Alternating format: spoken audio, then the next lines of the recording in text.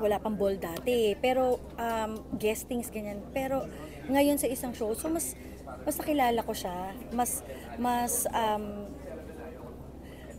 basta natuwa ako dun sa samahan namin. Dahil yung samahan namin ay yung mga pinag-uusapan namin, hindi na yung mga parang dati na parang ngayon more on sa buhay, sa anong mga plans mo for sa mga susunod and anong tungkol sa business, sa ganyan. And yung yung sentiments ng matagal na rin sa industriya. Kasi minsan, akala mo mag-isa ka lang na nakakaramdam ng ganun. Pero pag nakakwentuhan mo rin yung mga nakakasama mo dati, hindi ka rin pala nag-iisa. Yung ganyan. Can So, you share like anong sentiments yun? marami, like ang dami nang nagbago ngayon. Parang ngayon, dati grabe talaga yung um, hindi ko alam kung paano ko sasabihin yung term, but yung ngayon mas maraming spoon feeding ng kung ano man dahil or siguro yung paano mo rin papakita yung sarili mo dahil sa social media. Dati kasi syempre parang kailangan talaga work hard. Pero ang sarap ng feeling, like we share din the same feeling na ang sarap na alam mong pinaghirapan mo rin na siguro kaya nandito pa rin tayo kasi mahal natin talaga at hindi dahil social media kasi is okay pero meron ding mga bagay na siguro parang hindi para sa iba. So parang sa amin ibang-iba yung noon sa ngayon. Pero most of it nagpapasalamat kami na yung mga ibang tao rin na nakasama namin dati nandyan pa rin. Pero marami na ring bago na iba na rin ang working ethics and na akala ko magbabago ng as in ibang-iba na. Yung iba mas professional, mas nagiging professional na ngayon, mas iniintindi yung time and yung everything. So, kailangan mo talaga, ako doon ko na-realize na sasabay ka talaga sa panahon. Siguro ang tagal ko kasing nag-talk show, na ako yung nakikipagkwentuhan doon sa artista, parang inaalam ko yung buhay niya yung ganyan. So ngayon doon sa soap, meron kang role may role ka na ginagawa, na medyo na talaga ako, parang okay, ito pala ulit, parang ganun. Pero, yun nga, dahil sa kanila, siguro kung hindi sila yung mga nakasama ko, baka I'm not sure kung sino man, baka siguro yung nai-imbalance ka, ganun. Pero dahil sila, tapos alam din nila i-carry yung sarili nila. Like si Jody, pag nakakausap ko siya, parang for some reason, lagi ako naiiyak. Pag nag-uusap kami, hindi ko alam, siguro yung usap kasi namin is more on isipin na talaga yung sarili, yung ganyan. And siguro yung mga sinishare din niya na pinagdaanan niya in life. Or kung paano rin siya magsalita, yung ganun, parang talagang, naiiyak na naman ako yung ganyan. Tapos si Nini, lahat pagkain, yung mga ganun. Tapos si Eko, puro mga kakwelahan. Iba-iba sila, pero pag nagsama-sama, iba, wala akong nararamdaman na stress, wala akong nararamdaman na kumbaga toxic na tao, wala. Ewan ko, siguro naswertehan ako din sa show na to, pero okay sila lahat. And thankful ako sa Dreamscape na na-consider ako for this dahil mas may mga bagong director bago ko silang naka-work pero matagal na sila sa soap opera. Sila Direk Manny, si Direk Jojo. Si Direk Jojo, ang tagal ko nang kilala, bata pa ako. Takbo-takbo lang ako dito ang TV. Pero ngayon naka-work ko siya as director, iba din. Pero pag nagkwentuhan kami, parang feeling ko tumatakbo-takbo ulit ako. Yung gano'n nila ako i-treat na, ang sarap ng feeling ko na gano'n. Do you welcome development ba to? Like, parang mas nainganyo kapag gumawa ulit na series? Of course, yes. Kasi nga nakita ko na talagang mas, kumbaga, limited edition, ano na lang, 8 episodes. O kaya iba mga, sabihin natin, 100 episodes sa Netflix, pero ang weeks na taping namin ay 9-10 weeks lang.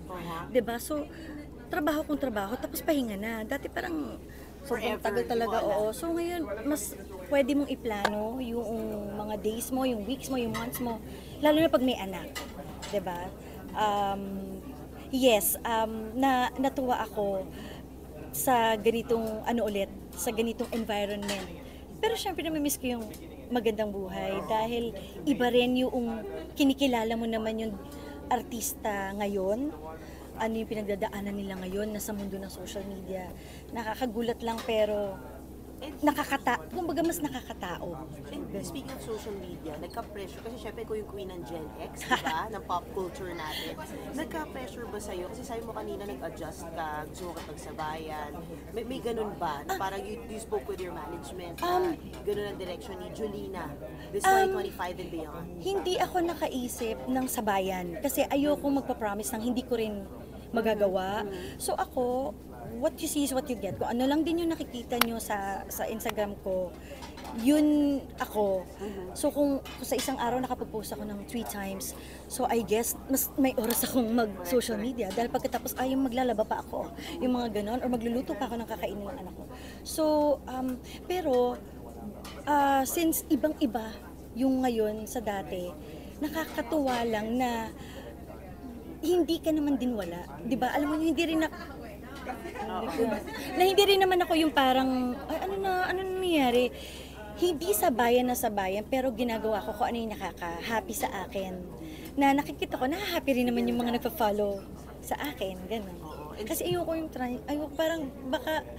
lahat maging trying hard talaga na, di ba, yung hindi na ako yung... Parang yung movie nyo ni Marvin, it came naturally. My God. After, ilan ba, 3 scripts ba?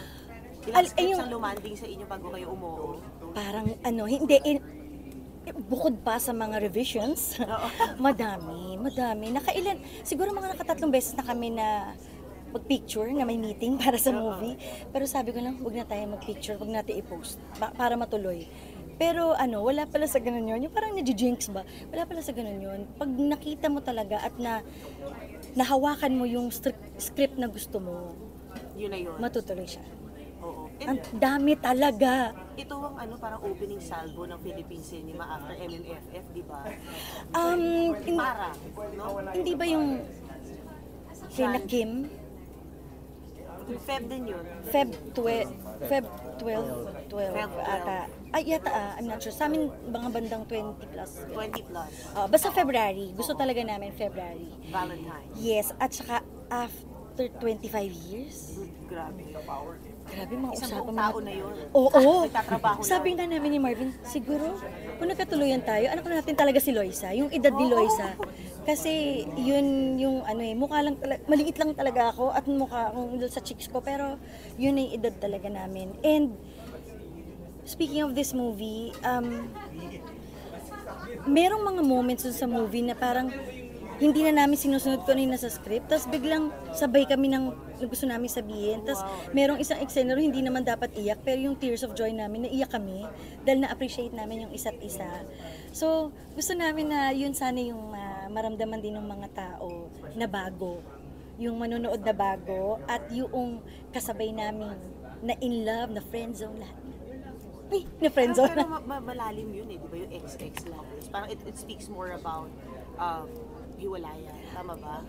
Siguro Finding each other, yes. Depende yun sa manunood kung paano nila i-define ang ex-lovers. Kasi ang tanong din namin doon, kayo ang tanong ko din sa lahat, minsan meron akong mga gustong itanong na kapwa ko artista, para ba sa inyo, pwede talagang magkabalikan ng ex-lovers? Tingin mo?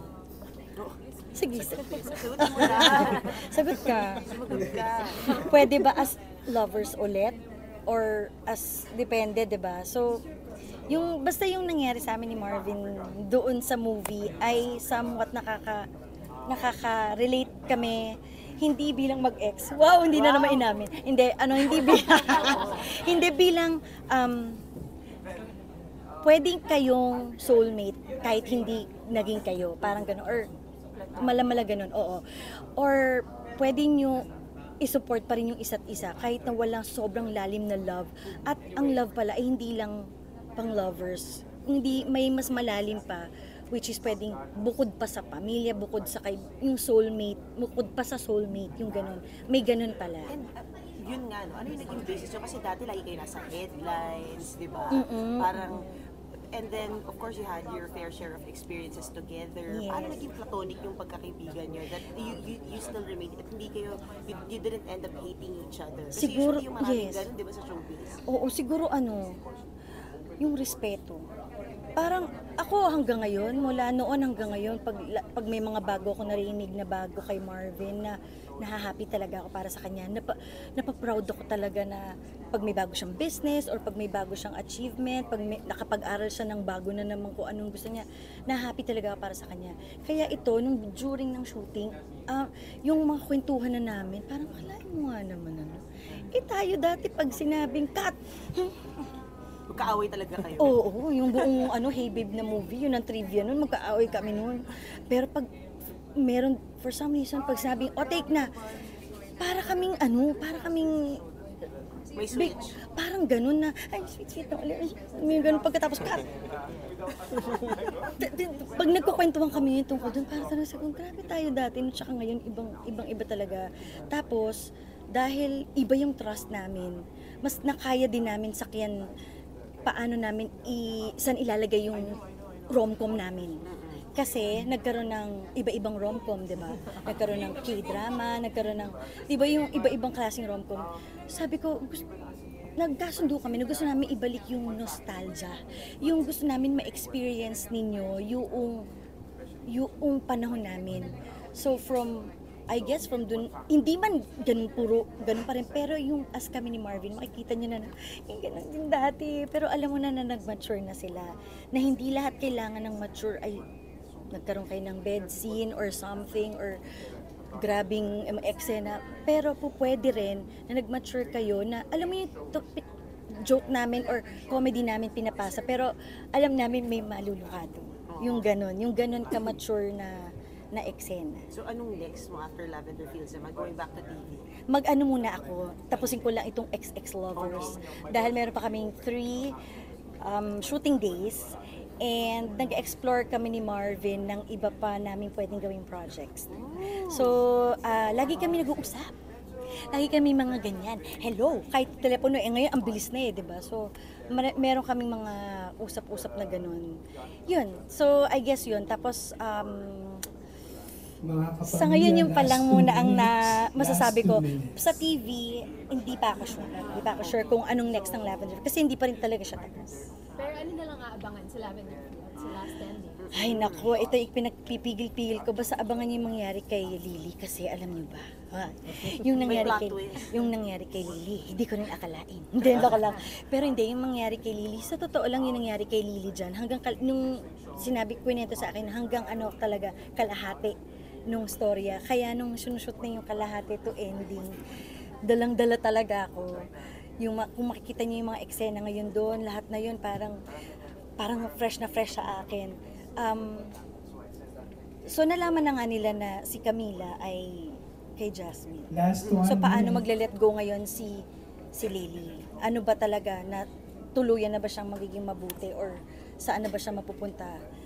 So, kung susuko siya talaga, or ayoko na magsalita, Okay, baka maano na ako.